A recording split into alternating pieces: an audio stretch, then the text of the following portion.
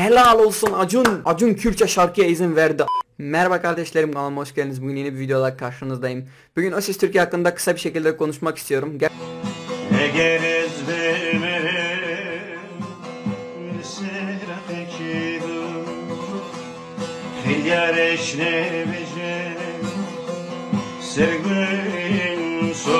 Gerçekten bazı önemli olan şeyler hakkında konuşmak istiyorum. İleride bize gerekebilir. Evet arkadaşlar, bazı kardeşlerim yorumlarda da ve Instagram hesabımda bana yazdılar. Hani yeni sezonda sence Kürtçe şarkı söyletilir mi? Yani izin verilir mi Kürtçe şarkıya? Bu konu hakkında kısa bir şeyler söylemek istiyorum. Bence önemli. Bazılarınız da hani diyor ki niye bu konu hakkında çok gidiyorsun? Cevap çok basit. Benim dilimi yasaklayacak bir yeri ben sona kadar rezil ederim. Ben bu olaya yeni başlamadım kardeşlerim. Ben belki de 13 yaşındaydım. Bu konular hakkında videolar çekiyordum YouTube kanalımda. Aşağı giderseniz belki eski videolarımı da bulabilirsiniz. 9 sezonluk benim dilimi yasaklayan bir insana ben sessiz kalamam. Kusura bakmayın. Evet kardeşlerim. Hani beni bazı rahatsız eden şeyler de var. Kısa bir şekilde söylemek istiyorum. Bazı Kürt Instagram sayfaları var. O Ses Türkiye videolarını alıp kanallarında paylaşıyor. Diyarbakırlı şarkıcı O Ses Türkiye'ye salladı. Mardinli şarkıcı O Ses Türkiye'ye salladı. Yani kusura bakmayın, ben ona salladı demem. Kendinden ödünç vererek o programa katılan kişilere ben helal olsun da diyemem, yani kusura bakmayın. Helal olsun, yani çok zor gerçekten ya. Kendi dilinden ya da kendinden bir ödünç vererek bir yere gelen insana ben helal diyemem ki.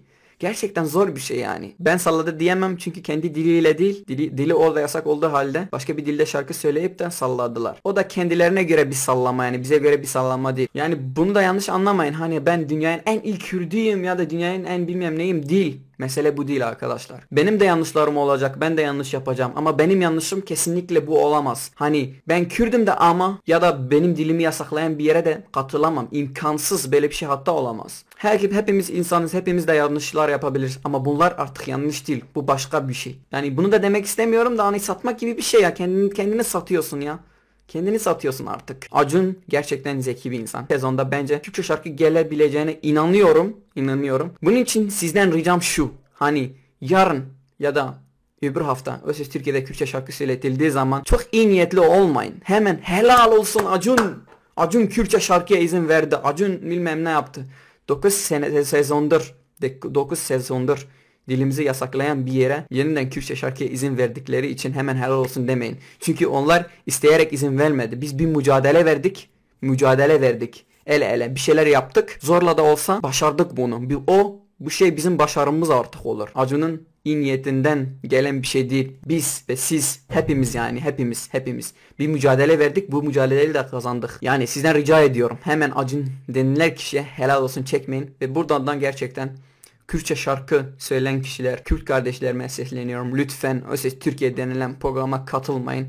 Bu kişilere prim vermeyin. Gerçekten sanatınıza inanıyorsanız, sanatınız kaliteli ise bu Kürt halkı zaten sizi bırakmaz. Size zaten destek olurlar. Yani işinizi YouTube varken, Instagram varken O Ses Türkiye gibi programı, Kürtçemizi yasaklayan programlara ihtiyacınız yok. Lütfen dilinize sahip çıkın. Ben Kürdüm ama demeyin. Direkt ben Kürdüm deyin. Hepinizi çok seviyorum. Ve yeni sezonda hani Acun Kürtçe'ye izin vermese durumumuz çok kötüdür demek. Bu mücadeleden sonra Acun hala bunu yasaklayabiliyorsa, hala onda bu kalp varsa, hani bu güç varsa, hani dilimizi yasaklayabiliyorsa Türkiye utansın gerçekten. Ve Instagram sayfalarından rica ediyorum. Bak, benim için değil. Çok Kürt kardeşimiz var YouTube'da. İyi şeyler yapıyorlar, kaliteli şeyler yapmaya çalışıyorlar. Onlara destek olun. Onların videosunu paylaşın. Onlar hakkında iyi şeyler yapın. Yani onlar hakkında bir story atarsanız hiçbir şey kaybetmezsiniz. O Ses Türkiye'ye reklam yapmak yerine bu kardeşlerimize reklam yapın. Diyarbakırlı bilmem kim, Urfalı'nın bilmem kim O Ses Türkiye'yi salladı. Böyle yazılarla O Ses Türkiye reklamını yapmayın. Çünkü onlar bizim dilimizi yasaklıyor. Dilimizi yasaklayan kişilere reklam yapmayın. Yapmayın gerçekten. Sizleri gerçekten seviyorum. Bu videom bu kadardı. Kusura bakmayın bir kusurum olduysa. Lütfen yorumlarda da yazın. Fikrinizi yazın. Benim üzerime negatif olsa bile, kötü olsa bile silmiyorum arkadaşlar. Kardeşlerim, silmiyorum, gerçekten silmiyorum. Ama yani siz kalkıp da bilmem Kürt halkı nedir dersen silerim. Çünkü o fitneye düşer. Hiç kimse arasında fitne olmasını istemiyorum. Sadece bu konular hakkında konuştuğum için bana Instagram'da tehdit mesajları atanlara gülüyorum sadece. Hani korkacağımı zannediyorlar. Geri vites yok bizde. Sadece ileri. Gerçekten utanıyorum sizden like istediğim zaman artık, ama YouTube'da da böyle bir şey var, hani istemelisin. İstemediğin zaman da yapmıyorlar kimse.